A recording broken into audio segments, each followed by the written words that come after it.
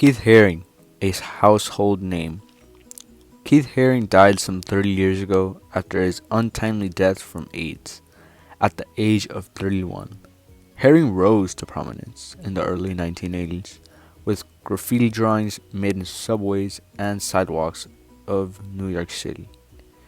He combined the appeal of cartoons with raw energy of art brute artists.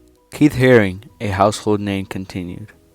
Haring developed a distinct pop graffiti aesthetic centered on fluid, bold outlines against dense, rhythmic overspread of imagery like of Mickey Mouse.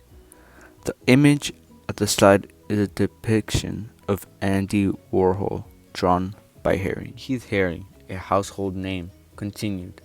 Haring, having explored themes of exploitation, subjugation, drug abuse, and rising fears of nuclear holocaust, which became increasingly apocalyptic after his AIDS diagnosis.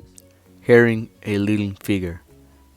Haring is regarded as a leading figure in New York East Village art scene in the 1970s and 1980s.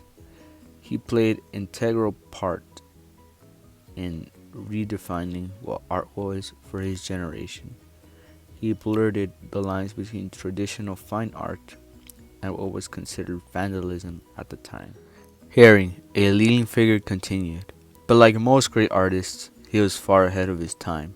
His vision and talent as an artist combined with attitude towards sexuality and social activism gave him a platform to speak to and affect many lives. Haring's early days. Haring, before long, he made thousands of drawings, up to 40 a day.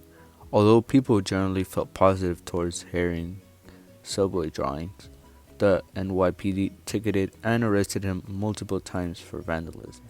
Haring's early days continued. He was so popular that even some cops at the NYPD wanted to meet him and would shake his hand. While Haring's primary medium was chalk, he eventually began to use his chalk drawings as inspiration for pop art sculpture. Haring's fame. Haring had his first solo exhibition in 1981. In 1982, he began showing his art at Tony Shafrazi Gallery, which would represent him for the rest of his life. Haring drew public work murals around New York City.